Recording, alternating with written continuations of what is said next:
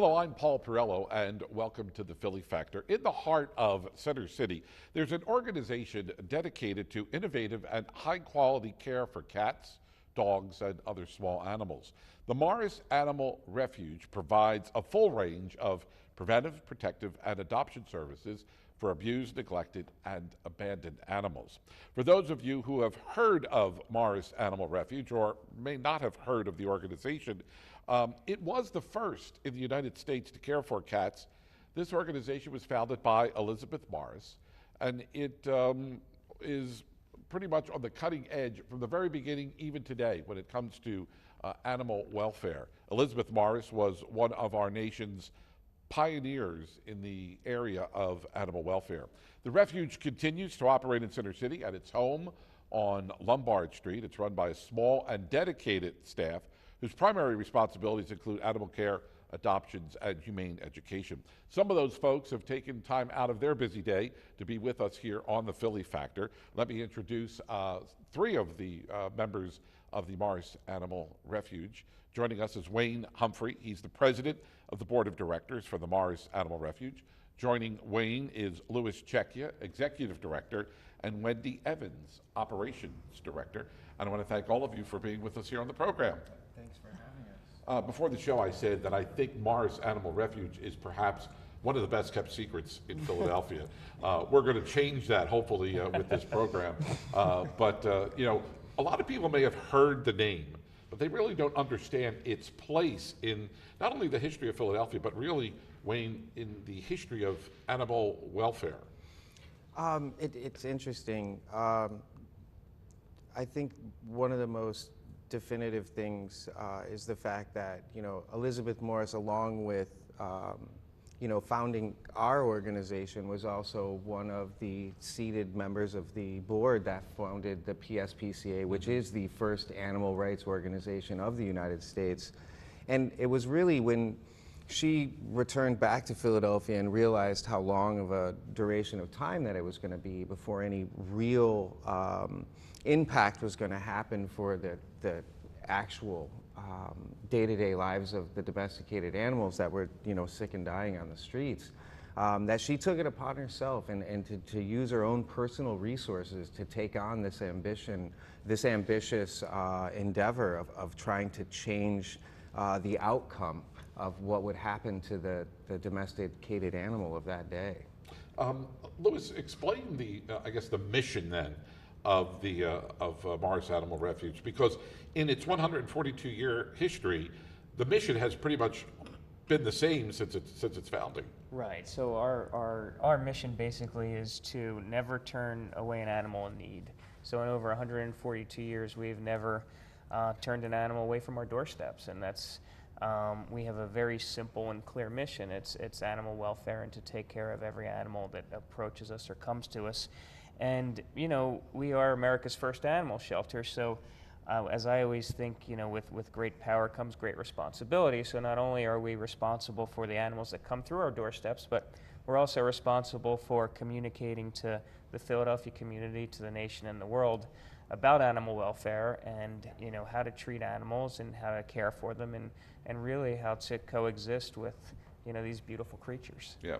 Before I ask Wendy a question here, I want to talk a little bit about Elizabeth, because she was a member of a very affluent Philadelphia family.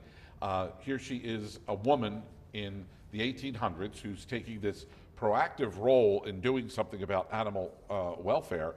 And so she you know, goes to her father, and her father pretty much is, or maybe the father learned about the mission is maybe the better way to explain it. And he, you know, said to her, "You need to stop taking in these cats because, you know, enough is enough." And that more or less empowered her then to do something positively with this situation. Yes, I mean, what she started doing is she started operating out of, you know, a home that she had on Pine Street. And when her father, who at this time, you know, this was not something that had ever been addressed before. Mm-hmm. So I mean, this was, you know, just it was a new topic at the table, and there was so much going on in the United States at the time that, you know, he didn't want you know, this happening at his property anymore. Sure, And so right. when this happened, she reached out to the other members that sat on the board that, you know, created the PSPCA. You know, they then created what was called the Women's Animal Rights League. She went to them and said, I want to continue this mission. Can you help me? And they loaned her the money that purchased the property that is still where we operate at 1242 Lombard. Wendy, what's it like for you to be involved in an organization like this? Because you know, we talk about a historic organization Right. on the forefront of, you know, animal welfare. So what's it like for you to be involved as operations manager on the day-to-day basis with the organization? Oh, it's exciting. Yeah. Absolutely. We have a great team, and to see the animals come in sometimes bad condition or orphaned animals, and for us to get them through to where they need to be, to get them into homes, it just, you never go away feeling bad, Sure. ever. Yeah. You know, no matter how bad your day is, you go home feeling good because you know you helped. You saved lives. Yeah, I think it's important to mention here that, you know, there's been a change in the way animal welfare groups operate today. Even, you know, 10, 20, 30 years ago, we would be having a totally different conversation when it comes to animal rights and animal welfare. No animal is turned away, Louis. It's my understanding that if someone comes to the refuge, that person that's bringing in the animal, that animal is not turned away. That's correct, yeah. Whether it's abandoned, neglected, abused, whether it's a, you know, a 1-week-old kitten, or whether it's a 19-year-old dachshund, anybody that brings an animal to us, you know, we will certainly take in. Yeah, and we should mention, because some people might say, well, if someone is bringing in an elderly cat or an elderly dog, that there might be someone, Wendy, who is interested in adopting that dog. Sometimes people don't want the dog in the puppy stage because they don't want Right. necessarily all the work Exactly. that goes with it. So they might be looking for an older dog, a more mature dog, to bring into their home. Well, puppies and kittens are just like children. They're a lot of work. So if you get an older pet, then you're already getting one who has experience with being with people and has basic mannerisms. So we've just had a 15-and-a-half-year-old cat adopted. Really? Absolutely. Yeah. So yeah, the older pets are, you know, companionable. They like to hang with you.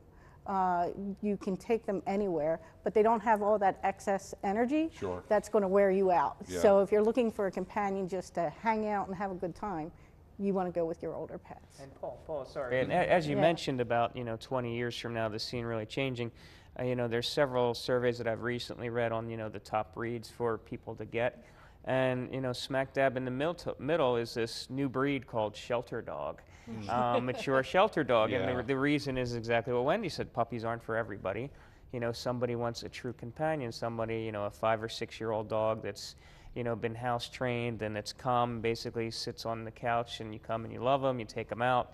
But isn't, you know, all the work of bringing up a puppy, but is really a true companion, and that's really refreshing to see, because, you know, as that news starts getting out, people turn more and more to the shelters to adopt these wonderful animals, because they give, you know, we talk about giving animals a forever home and a second chance, but animals also give humans a second chance. Sure. You know? Absolutely. And they're great companions, and a lot of people, you know, as they get older, or they empty nesters, you know, they get lonely and they miss, and, you know, to get a shelter animal that's, you know, in its mature years is a great pet to have. Yeah, absolutely. I want to talk because people Wayne, may wonder the name because it's Morris Animal Refuge. So some people might turn around and say, well, is that different than a shelter, or is it just a term that could be interchanged with one another? So the name was changed in. We don't need. Yeah, I don't need specific year. exact dates. That's okay. But the reason it was changed to Refuge, and the reason we call ourselves the Morris Animal Refuge and not the shelter is because it wasn't just surrounded around cats and dogs at the time. I mean, there were horses that were being picked up by our ambulance services and taken out to the Morris Horse Farm. There is a story in our history of a circus elephant that was abandoned by the railroad tracks, you know, in the early 1900s. So we were dealing with more than just what it's typical today, you know, the guinea pigs, the snakes, Sure, the, right. the parakeets, you know, and of course, you know, the cats and dogs. But back then, it was more important that people got the message that this was all animal refuge, that we were, as an organization, we were concerned about the welfare of the domesticated animal, but any animal that was in need, that we were you know, there to administer any services or any resources that we had available. I want to talk about some of those resources and some of the other services that are offered, because I think that's also an important part of this story, is that not only can you, anybody go to the Morris Animal Refuge and look to adopt a cat or a dog, but there are other services that are also offered that, that we should discuss here. So, you know, if I want, let's say I already have a dog. I may have taken in the dog myself. Someone may have given me the dog or the cat, but I know the message is, you know, we hear it all often about spaying and neutering our pets. Because look, it is a problem with this proliferation of our, you know, of our animals that are out there, and oftentimes that's what's showing up at your front door. But do you offer those type of services for people, whether they're adopting from the refuge or they're looking to have their animals spayed or neutered? It's interesting that you bring that up because, you know, with, you know, you stating earlier about us wanting to always strive to be at the forefront of animal welfare, one of the things that, one of our oldest programs is called the low-cost spay-neuter program, and that's basically, it is a resource that will allow you to come to the Morris Animal Refuge and receive a discount certificate to be able to go and take your animal to any of the vets that are listed within our program, and be able to receive that discount and that service at a lower rate. And you know, part of our mission in moving forward is to create a avenue to where we can offer low-cost wellness to the public. Because we know that that is one of the largest reasons that we see animal surrender come to our doorstep, is an inability to economically sustain the cost of the animal any longer. And if we had an avenue that we could then offer the services that are keeping that individual from being able to keep the animal at a lower cost, that would offer yet another option that we can present to the public to try and keep the surrender from even happening. Have you seen a tide or a change in the tide with abandoned animals? Let's say people. I mean, you know, this has always been a problem, and maybe problems. It's always been a challenge, whether it's in Philadelphia or even the suburbs. But have you seen? And although not to minimize your work, but if there are fewer people coming to your door surrendering, you know, the animals that they may have found, then obviously you're making an impact, because maybe the spaying and neutering of animals is working. I mean, I've said this quite a few times before, and you know, I think this just kind of goes as another individual who's like a, you know, like kind of a glimmering light in animal welfare. And I think that America in general owes a huge tribute to Bob Barker, because you can actually see in a long-term curvature is, you know, when he started announcing that at the end of every single episode, you know, to spay and neuter your pets, you can actually see that trend, and that era is when you see the drop in intake happen. And what it's done is it's allowed for the opportunity for, you know, us to make a statement of the fact that we haven't had to euthanize an adoptable animal in years. And that's because that humanity in general is understanding a very simple concept, and that is that it wasn't your great-grandfather, nor was it my great-grandfather that made the decision to domesticate animals. It was a human decision, and therefore their welfare is a human responsibility.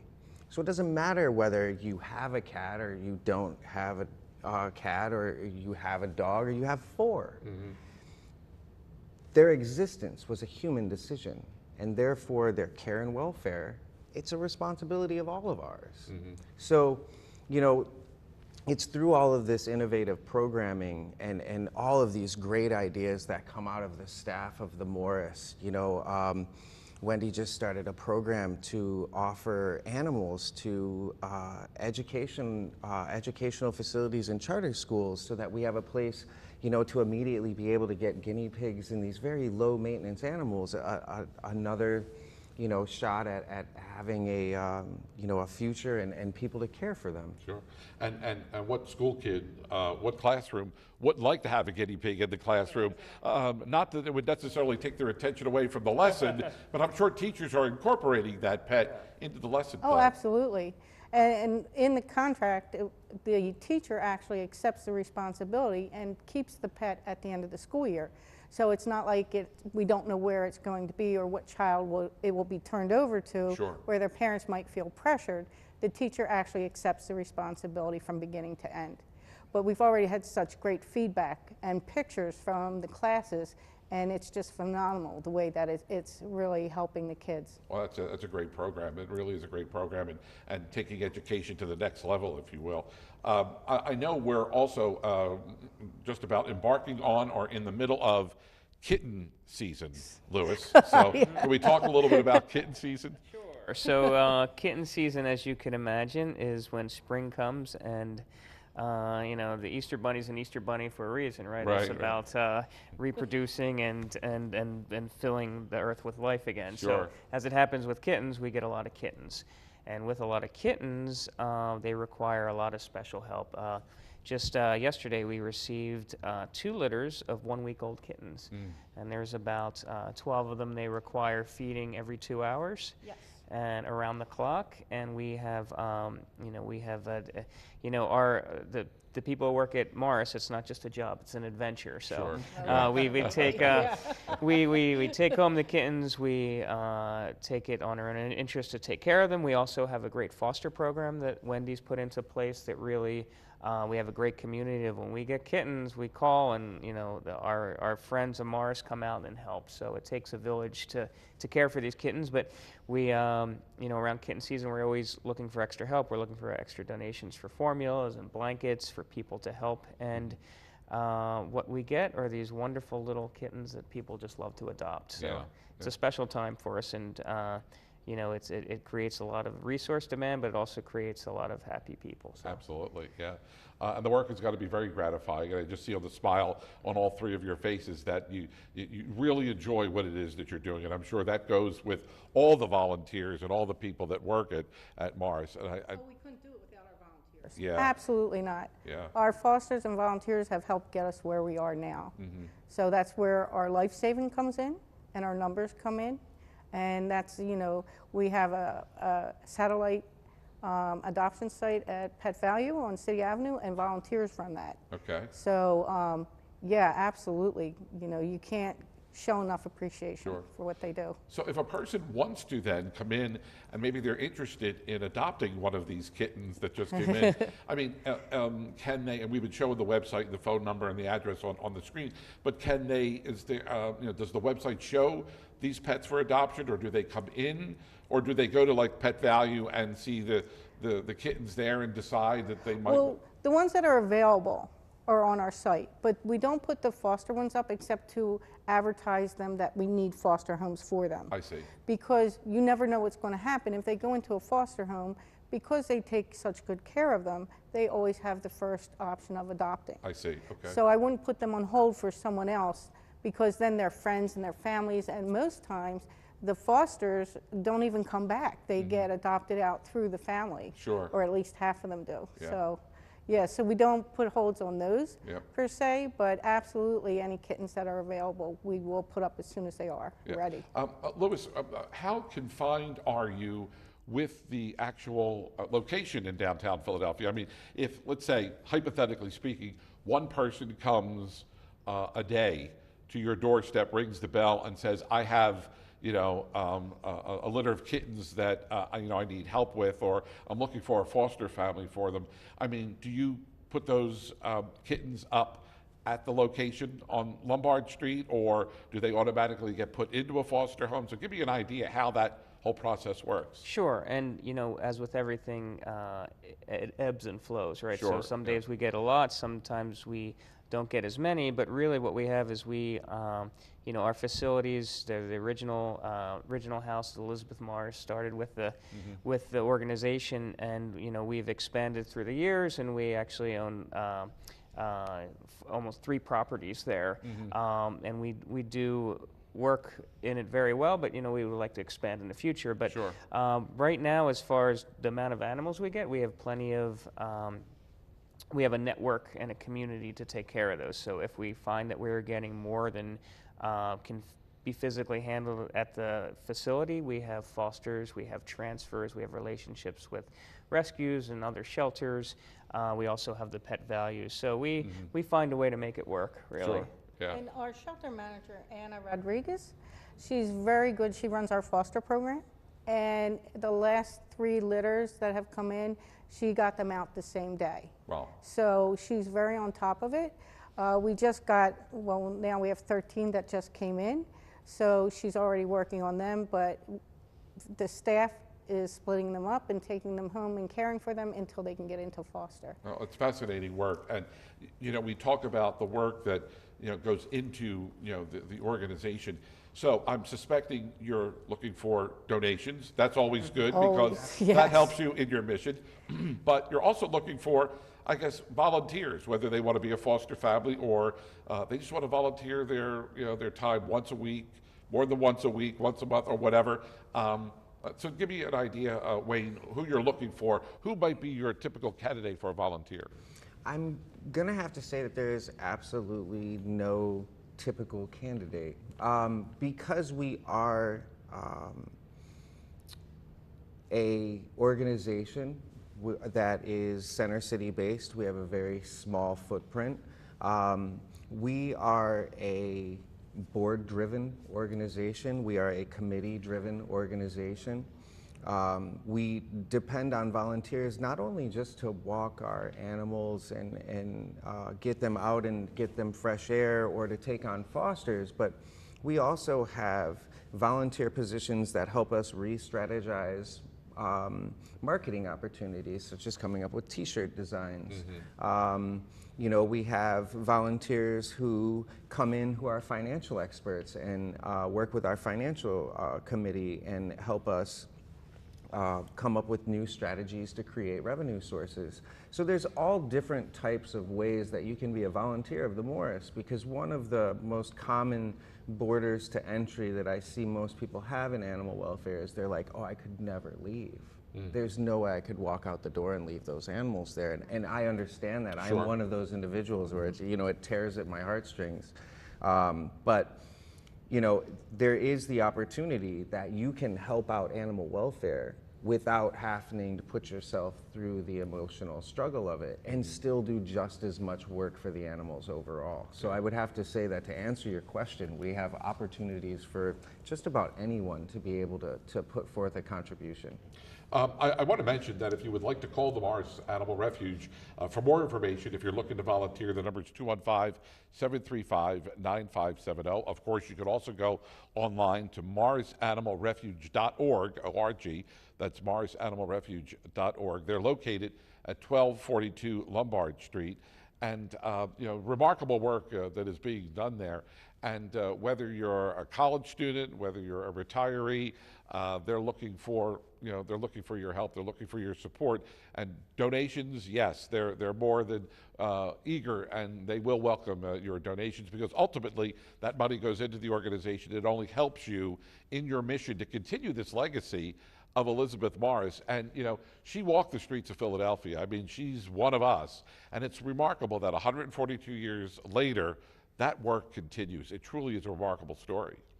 Yeah, and I mean, I think that the thing that took me the longest to wrap my head around is, this woman recognized this issue and recognized how bad it was going to get long term before we had the automobile. Yeah. I mean, our first ambulance was a horse-drawn carriage. Wow. So Puts it all in perspective. it really doesn't it? does. It really does.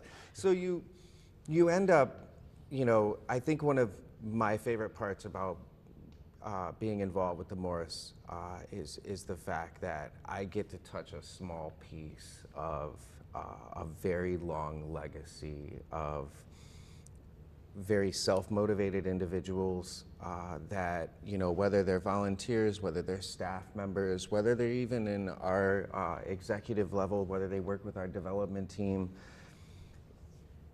the team mentality of the Morris Animal Refuge is not just something we say. Mm-hmm. We know that it's the reliability of each other that allows us to achieve our mission every day. And if it wasn't for one leg or one position on that team, we wouldn't be as successful as we are. And I think that that's why we do hold very dear to our fosters, our donors, our volunteers, you know, because if it wasn't for them, there's no way that this 142-year legacy would have happened. Yeah.